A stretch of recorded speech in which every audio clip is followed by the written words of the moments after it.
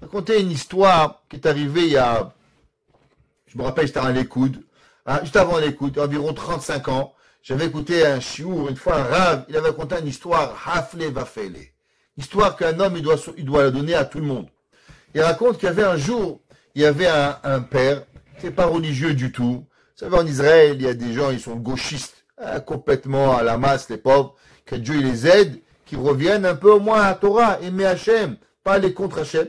Tu fais pas, mais ne parle pas contre Dieu, jamais, Barminal. Il y avait un père comme ça, complètement gauchiste, et il a décidé d'abandonner Israël. Il allait à New York. Il pensait qu'il allait trouver là-bas à New York, trouver l'argent dans la rue, il pensait. Il pensait que New York l'attendait pour pouvoir y arriver. Et malheureusement, après quelques mois, il avait une femme et un enfant et lui. Et il arrivait à New York, et Barminan, il est mort. C'est pas une mauvaise maladie. En 3 mois, bing bang, il est mort. Il avait un enfant de 8 ans. Sa femme, elle s'est retrouvée veuve, un enfant de 8 ans, sans travail, sans rien. Et elle avait plus de quoi manger. Baruch Hashem, Baruch Hashem. Le peuple juif, il a plein de messagers. Elle a rencontré un rabbin. Un rabbin qu'il a vu qu'elle avait rien. Il a commencé à la nourrir, lui donner. Et bien sûr, parler un peu de Torah, parler de Hashem, parler de Hazekota. Et doucement, doucement, le Rav, il a convaincu de mettre son enfant dans un Talmud Torah, dans une yeshiva. Alors l'enfant, il a commencé à étudier. Baruch Hashem, il aimait la Torah. Il a commencé à étudier, mais la famille, bien sûr, a été à des moments financiers très, très difficiles. Et l'enfant, il était dur d'étudier, il avait beaucoup de retard.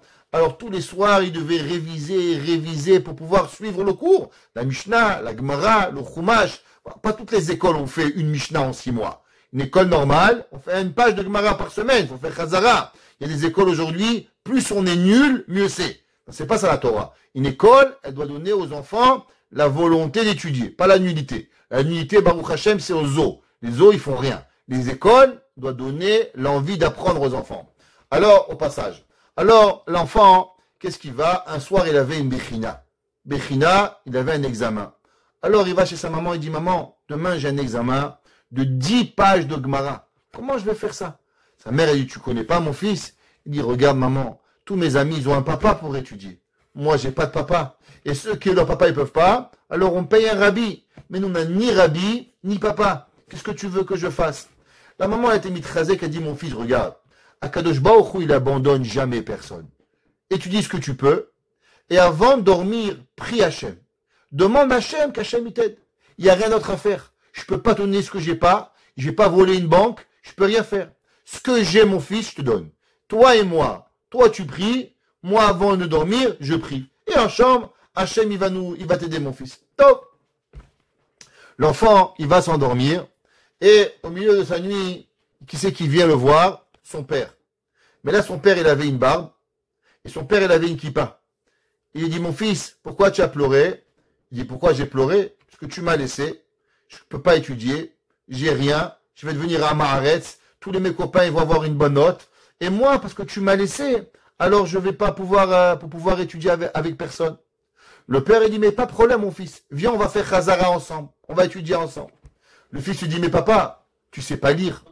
Tu connais pas de Gemara. Tu sais rien. Comment tu as envie qu'on fasse Hazara? Tu sais rien. Il lui a dit, le père, écoute mon fils, quand toi tu étudies dans ce bas monde, alors moi dans le Olam Haba, on m'apprend la Gemara. On m'apprend pas seulement la Gemara comme toi, simple. On m'apprend tous les commentaires de la Gemara. Parce que la Gemara dit, Bra Karé de Avoua. Le fils, il est comme le talon du père. Ce que tu apprends, j'ai le mérite moi aussi d'apprendre. Mais avec encore plus de commentaires qu'il y a. Alors le père, il a fait Chazara, et il a étudié avec son fils comme ça pendant longtemps, ça avait l'air des heures entières. Le matin, l'enfant, il se réveille, c'est un rêve. Il ouvre la Gemara, il peut lire, il peut traduire, il revient 100 sur 100. Le rabbi, il voit la note, il lui dit, mon fils, t'as triché? Et il dit, rabbi, je vous jure, j'ai pas triché. Il dit, c'est pas possible, je te connais, tu peux pas avoir 100. Il y a quelque chose qui va pas. Comment tu peux? Et si vous voulez, mettez-moi dans une chambre tout seul, je refais le test. Le rabbi dit ok. Il va, il le met dans une chambre, le test, 20 minutes, sans question, il lui répond. Bam! Le rabbi dit, mais dis-moi, qu'est-ce qui t'arrive à un turbo dans ton cœur? Comment tu connais toutes les réponses? Il dit, rabbi, je pourrais vous donner une réponse, mais vous allez jamais y croire. Alors je préfère pas vous la donner. Il dit raconte-moi l'histoire.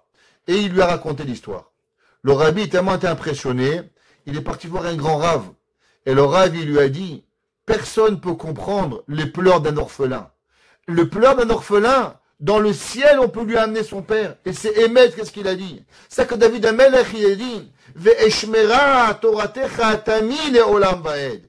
L'homme qui étudie, c'est pas seulement ici, dans le monde en haut, on va lui apprendre Gemara, Rashi, Tosfot, Mefarshim. Mais si vous apprenez pas un peu à lire ici, vous allez être perdu en haut.